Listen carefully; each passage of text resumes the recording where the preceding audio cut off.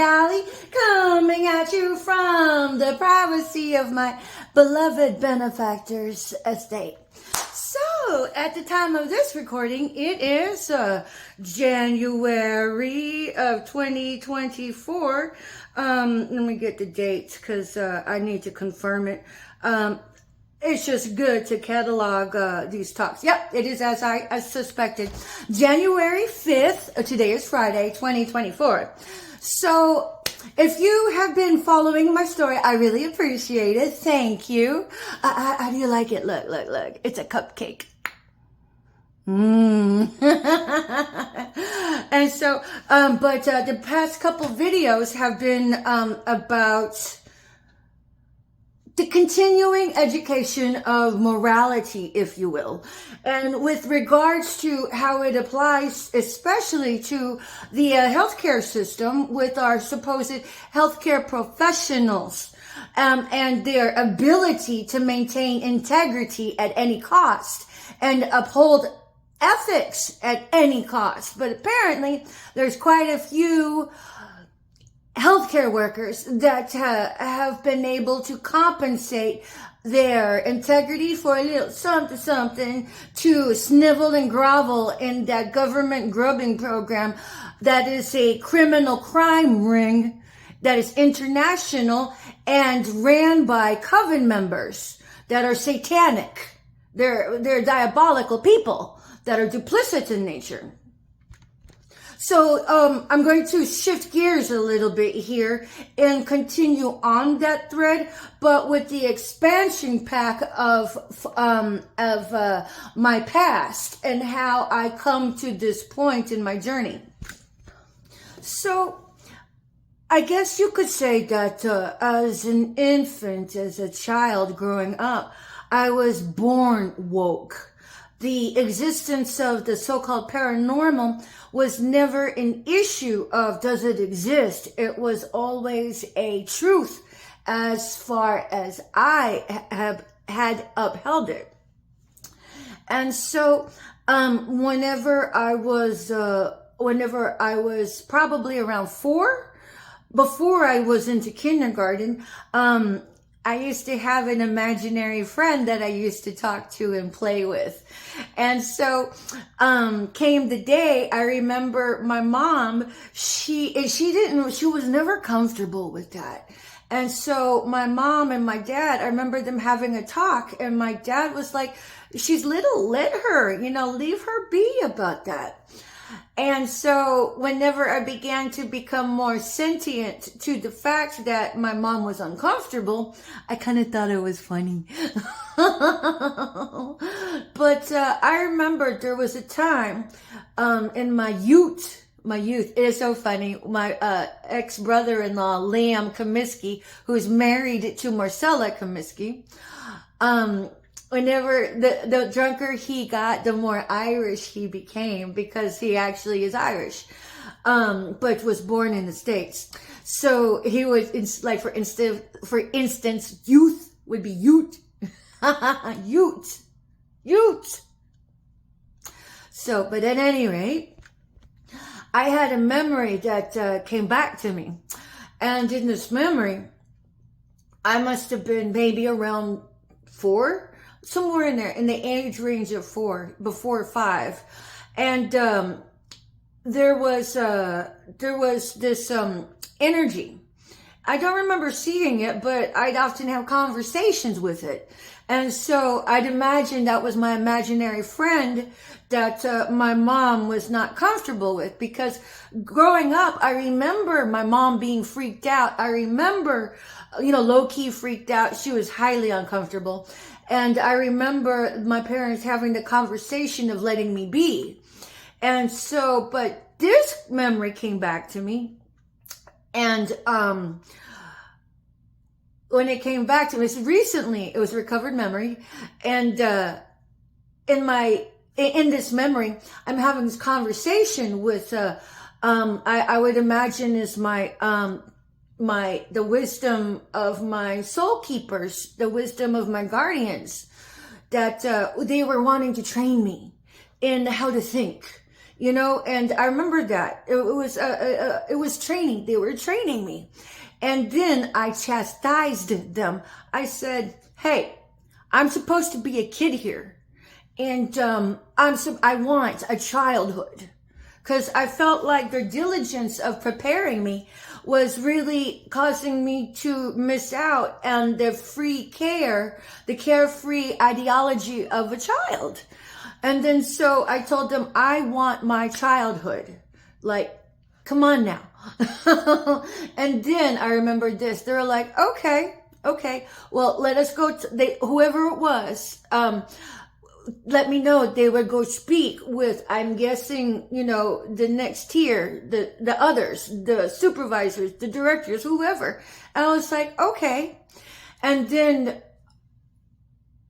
it must have been a different time frame, but when they came back, they were like, okay. But basically the trade-off was I could pick it up when the time was right. As I was older, I had a sense that it might have been more difficult to do instead of digging in the heels at that point in time versus when I grow older. And I was like, okay, this is good. I will do what it takes when that time comes. And so that's a recovered memory. So as a child, I did have the invisible playmates that nobody saw, but I didn't recover that memory until probably 2-3 weeks ago. And I'm like, oh yeah, I remember that. So fast forward, whenever I was in elementary school, man, whatever book I can find in the non-fiction section of the library, especially pertaining to the paranormal, those were the books I would always check out. So I was always very involved in studying the occult. But when you think the term occult, you need to think hidden knowledge. Not so much as what can I cook up in the kitchen to be spell work and everything. So, and then fast forward to about 14, one of the things that my dad and mom would do, you know, because they structured me very well and my kid sister Marcella, we earned our allowance and then we would go as a family to the bookstore. And again, I would always seek out books that were metaphysics that, you know, at the time you can see the description of that section kind of changed. Before it was the occult, then it went over to the metaphysics, and I don't know what it is now. And I was always studying, and you know, at 14, I was trying to learn how to astral project, you know, and I threw myself into that wholeheartedly. Didn't really feel I really got anywhere with it at that time. So about the time of 17, I kind of gave up on it. And meditating, I learned to meditate, you know, through reading these books. But then, since it was just me, myself, and I kind of like let it go into the background, you know, because I felt like if I wanted to throw myself into it, I didn't really have much of a guidepost of direction to say, this was the baseline, and this is your self-mastery, and this is where you are. Because I was hitting some marks there. And, I forgot an instance. Whenever I was around 5-ish, before my family moved to Houston, Texas from Detroit, Michigan, I gotten these cards. And so, I read the instructions, and basically I followed the instructions, and, there was a particular card I was, trying to manifest on top. And I mean, I was like putting my thought work into it, just really, really doing it. And then there came a time to where it happened. I was like, whoa, it worked. It worked. I did that with my mind. And then the rational part of me was like, okay, wait a minute. Let's think this through here. And I rationalized it away. I'm like, well, that card could have been on the bottom and ended up on top and somehow. And then, no, I did that. But the rational part of me was like, no, no. And then I'm like, well, we could do it again and see if it works out. But it was just so energy and time consuming. I was like, forget it. And then so sometime around, I think maybe my late teens and early 20s, I really wanted to learn how to do tarot cards, you know? And it didn't work out at that time. And fast forward to now that I have understood the relevance of the ethers and the legitimacy of what it works for me in my life, that the tarot readings are very legit. I mean, depending on the reader who wields it. Because again, the tarot is as divine as the person holding it, and the tarot is as evil as the person holding it, because it's all in the intentions.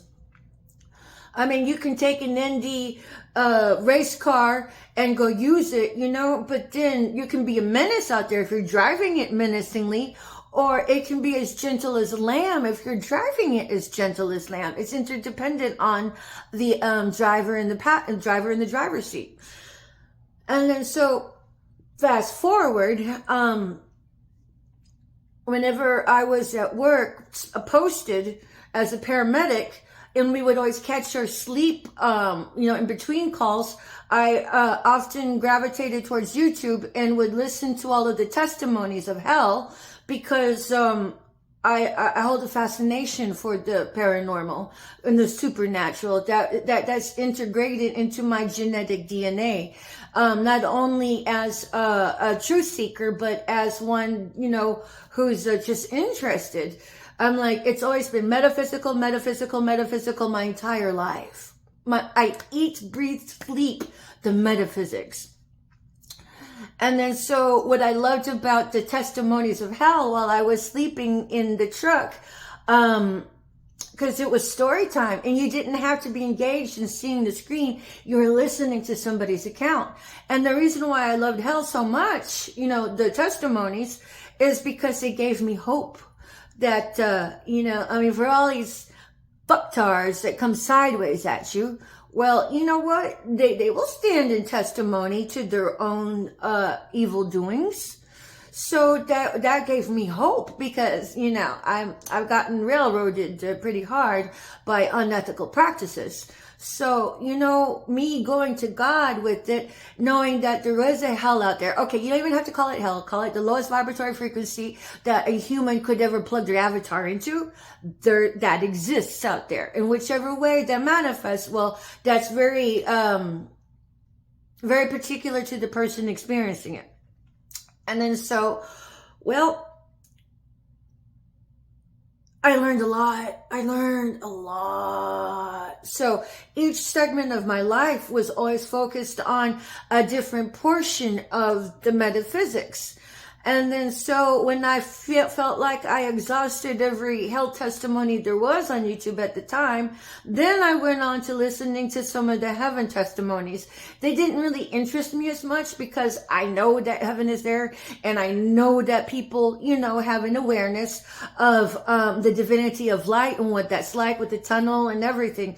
That to me was just a little boring, because what really drove my passion was knowing that there was the counterbalance of, not counterbalance, but the balancing forces that would actually bring somebody's framework of their existence into the recognizing of their pathway consequences.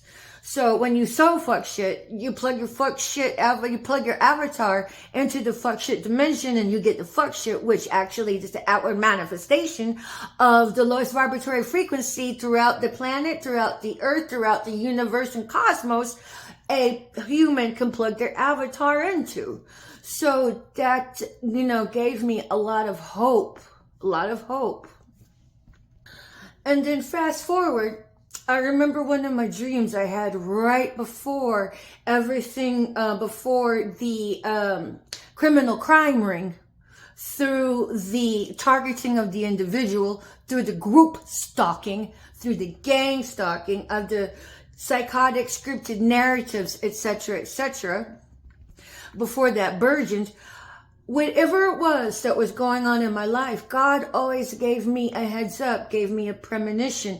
The first time I ever saw gang stalking, psychotic street theater in play was through a dream. And so whenever it played out for real, I already had the heads up, more or less, right? And I've always known how to navigate it. But two dreams in particular. The one dream was everybody was trying to kill me. And in my dream, I'm like trying to get away, and how you would feel if everybody was trying to kill you, that, came out. And I'm like, and so when I woke up, I'm like, oh, thank God it was just a dream. Fast forward, when everybody was trying to kill me, with all of these scheming and scamming, plotting and planning with targeting of the individual, I never held any of the fear. None. I had head knowledge, but none of the fear. And then this other dream was, it was like other pieces of myself that were in other dimensions, if you will, had come together. And it was like me in this dimension was the strongest part, the strongest perspective of me. But these other perspectives of me that held information that was me, but not yet accessible in this cognizance of me, all kind of like came together.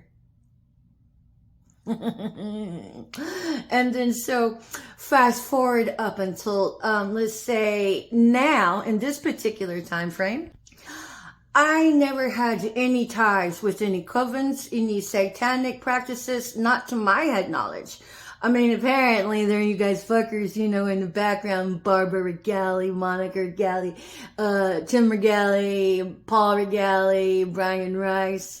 And then somehow you guys infected Marcella Comiskey, Liam Comiskey.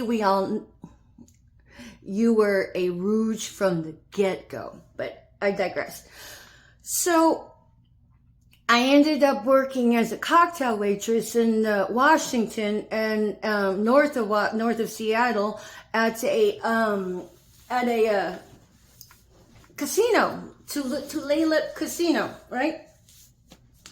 And then so one day I met this girl. She came in and she was in my section. So I have a very strict policy with myself.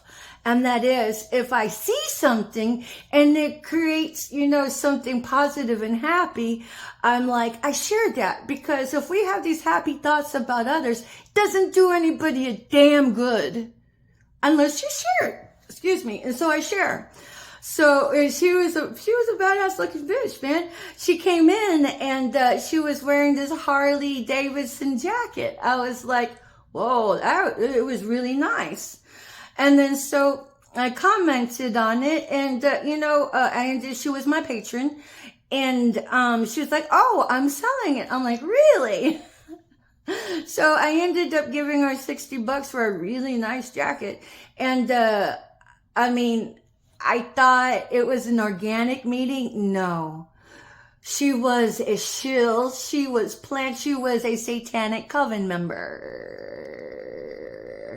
Her name is Tuesday 3-Star. What's up, Tuesday? How's your pussy? Because you probably should be letting others hit that as much as you can, because you're not going to get much play unless it's eating out another woman's pussy in jail, honey. And by the way, your coven is infiltrated with HIV. So you might want to go get tested. Anyways, I see through you, hon. So at any rate, that is my introduction of dealing with satanic, devil-worshipping, sacrificing energies out there. And so it was through her I met Jeff Weed, that actually was a, now I'm going to say this is my alleged discernment, okay? There might be room for error, but these are the truths as I see it. And if and when the time comes that I need to broadcast a retraction, I will. I'm all about the truth. And then so I meet Jeff Weed through that, and there's more back data. I'm just going to summarize it. And Jeff Weed ends up hooking up with some girl named Amber. She's got a pretty UK accent, so she was a copycat of one of the copycats of mine that just really hate me. And then Jeff Weed was an authentic twin flame of mine. But that was part of their plan on me, was to pretend he was a twin flame. Turned out he really was. And I really fell in love with him for that time. And then when I, hit it and quit it, when I realized he was just, playing me, I completely disengaged and got I went to the hospital and said, I have unprotected sex. I need, to get tested. And they gave it to me and my blood work came clean. And, but apparently, I'd have to really do the nuts and bolts research, but energetically, I understand that the HIV virus, actually the receptor site for it is on Rh positive blood.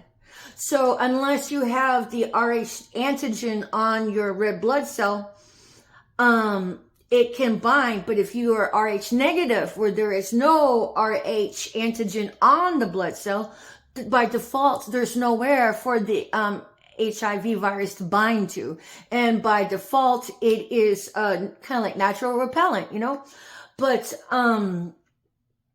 it would be like trying to make a sandwich with some Miracle Whip or mayonnaise. You need the bread to, put the mayonnaise on. And if you don't have the bread and you just have the meats and cheese, there's really no place to put the mayonnaise or Miracle Whip per se. So it's pretty much what it's like.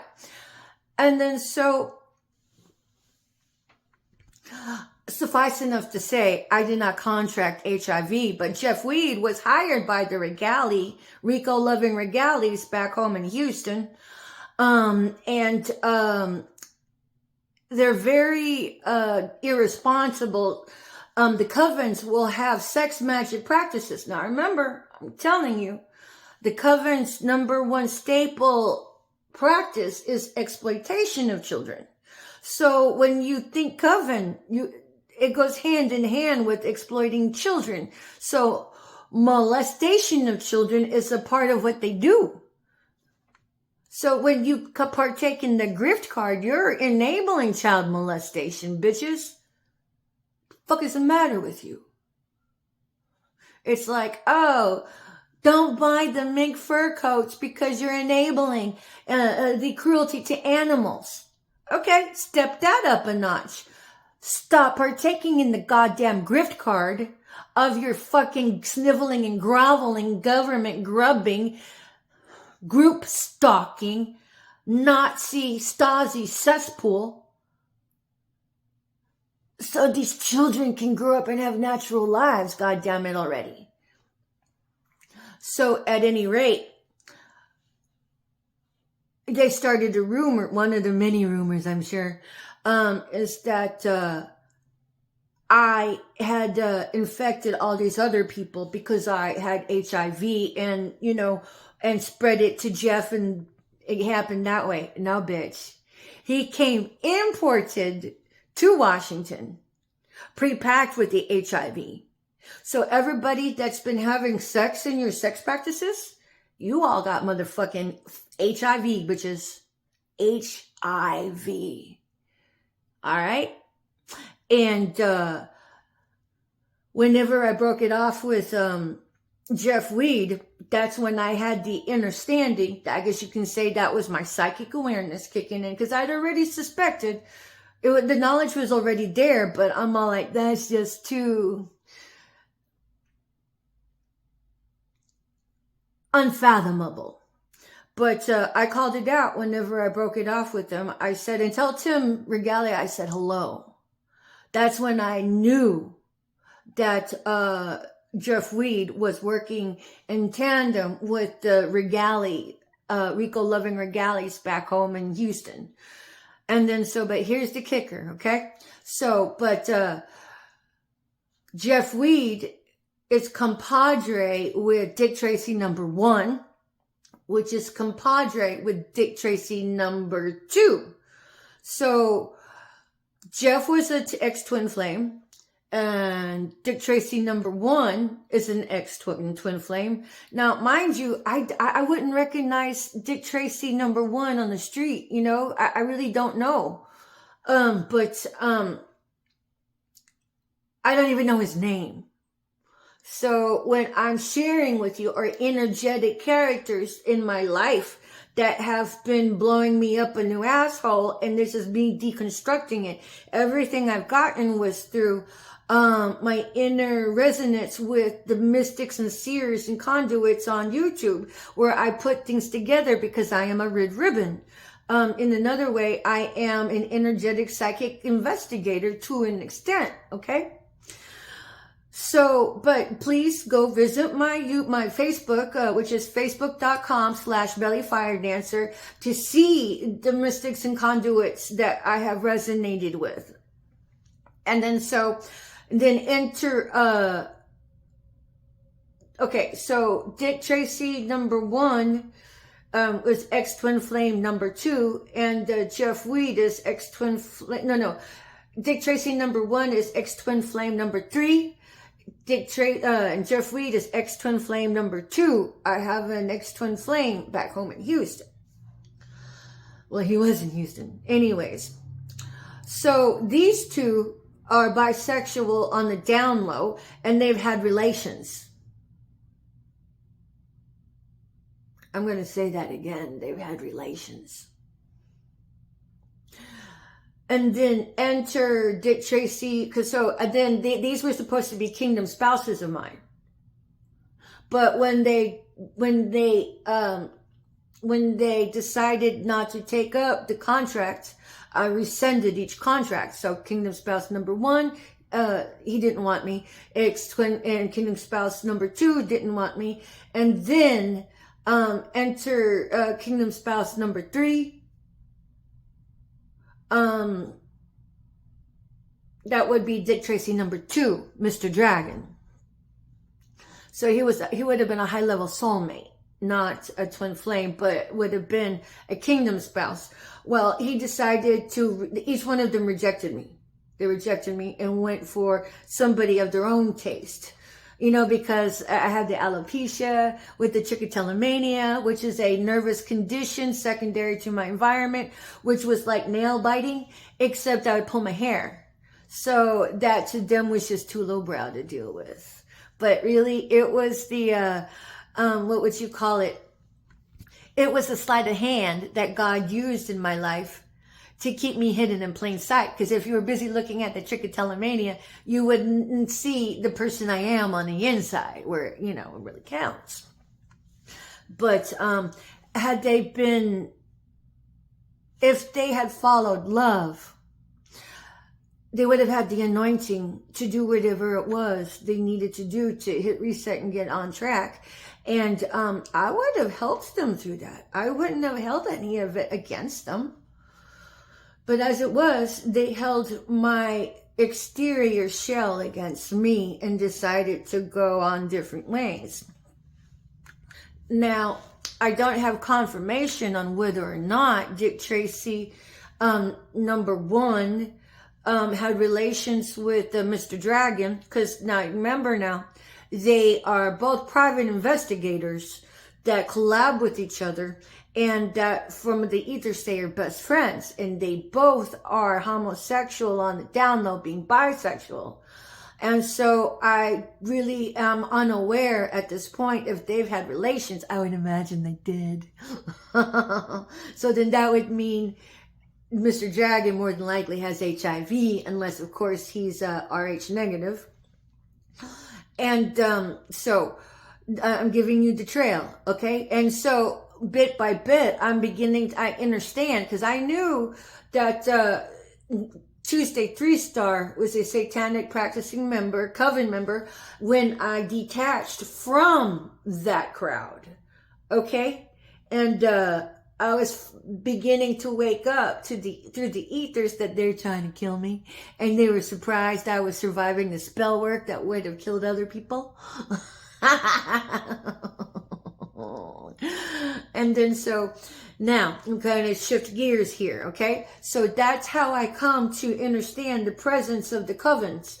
And somewhere in that time frame, I had decoded on my own, through the help with some of the energetic pieces of the puzzle coming together, but me threading it together was on my own, that the gang stalking, this group stalking, is actually a satanic coven practice that initiates the trifecta of the human sacrifice on the energetic esoteric end, and then the life insurance scam policies that they get from the hands-off, the no-touch deaths.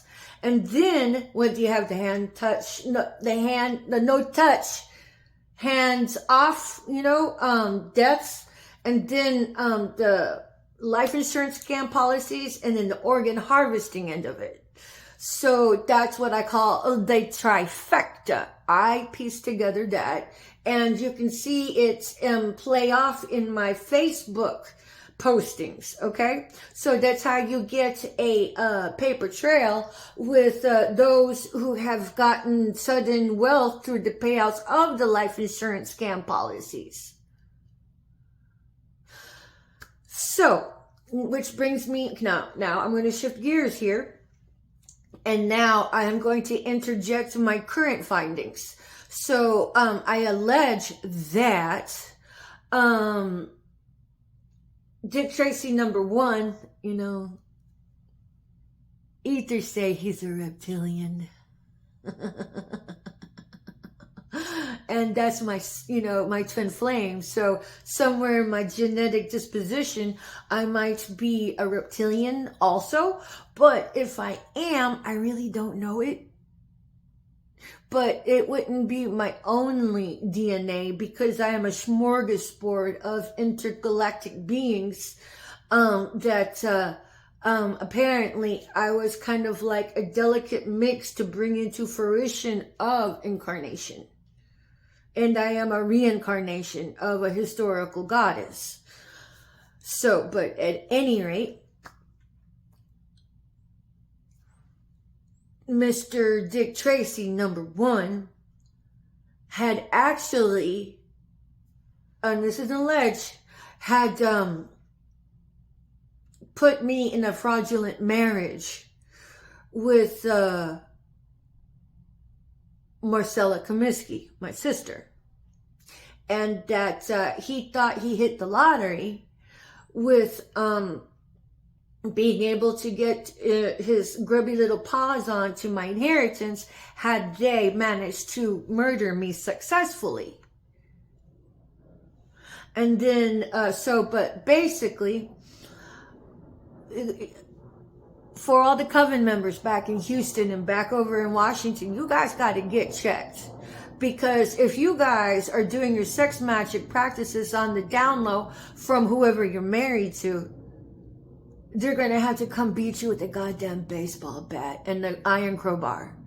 Because 10 to 1, chances are, since you all have those sex magic practices irresponsibly without protection, 10 to 1, you all got the HIV. And you can thank Barbara for that. Barbara Regali, because in the RICO loving members, because it was their bright idea to, hem me up with HIV and just blame me for it all. But they were blaming me for it anyway, and I don't have it. So, fuck you guys. Y'all, dug your own hole for yourselves. So, so as it turns out that Marcy may have been having sexual relations with Dick Tracy #1 because she hates me. And then I guess Dick Tracy's a spawn of Satan anyway. And God gave him a chance to go straight. Had he chosen love and decided to come to me to build a relationship with me. but he didn't choose me. And so when I figured out he was a gang stalker, I was like, fuck that shit. Fuck you.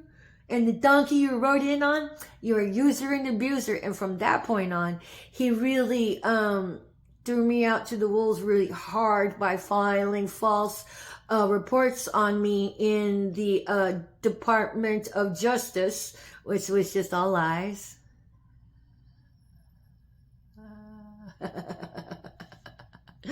And so then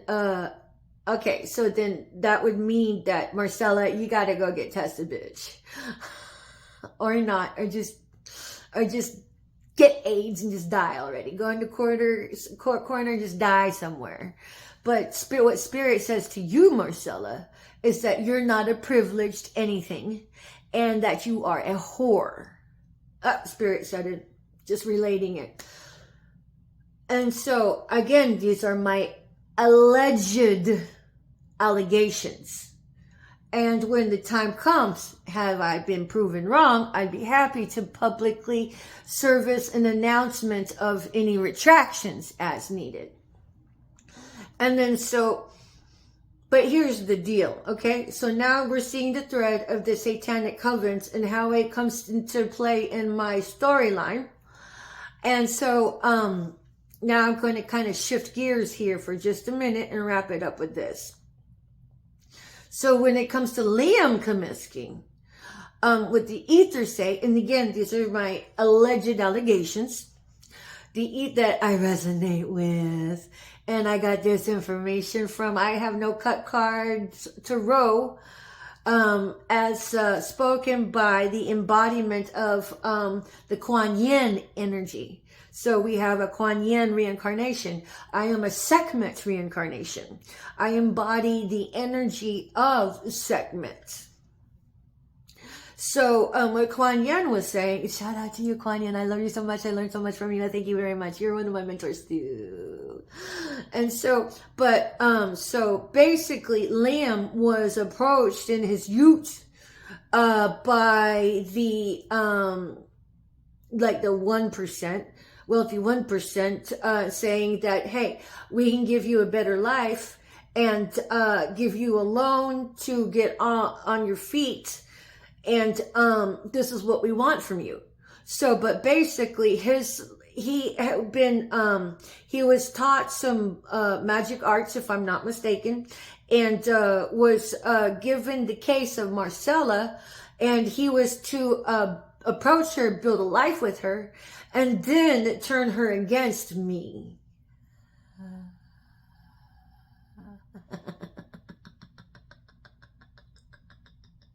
So he's a shill. He is a shill. He is a scam. He is a charlatan. He is a fraud, and he is a phony from day one. And yeah, I remember whenever my sister was pregnant with their first child, he was an asshole. It took her forever to get her Medicaid card, and he went and just throws it in the dumpster. Yeah, I remember that. And whenever my sister had her firstborn in a hospital, I remember him checking out one of the nurses, and I'm all like, how can you embody that energy when your significant other just had a baby? I never said shit to anybody about it. Now I understand where that came from, because he was a scheme, he was a scam, he was a plot, he was a plan, he was a charlatan, he was a fraud and a phony, and he was orchestrated into her life. So Marcy, don't feel bad for, stepping on Liam, because he'd been probably doing it to you the whole motherfucking time, honey. I mean, how would you know? Well, because you're working with the stupid secret skank societies to plot and plan on me. Those same people had energetically implanted him into your life before you even tried to fuck with me, hon. So if he tries to kick you out or whatever, don't let him. You have a right to that house and a right to all of those belongings, even if you had been stepping out on him. And even if he, came home and you were banging somebody right there, right before the children came over to school, while you were going to take them to, Sunday school.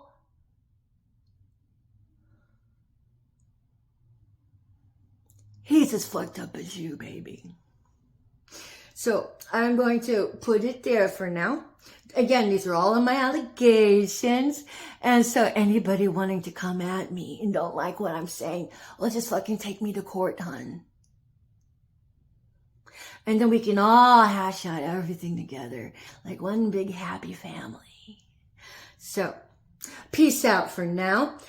I took you through a nice little thread of how the esoteric metaphysical is a part of my embodiment. And I'm just so smart as fuck. What can I say? At any rate, Patricia Ann Landon Regali coming at you from the safety and sanctuary of my beloved benefactor's estate. And I want to say one more thing. I can't remember what it is, but at any rate, the plot thickens. Again, everybody, if you're a satanic coven member, practicing sex magic, go get checked out, because you guys got a lot of death coming up on your doorstep. Because you ain't sick now, I told you, the tables be flipping, and they don't flip for everybody at the same time. Peace out for now.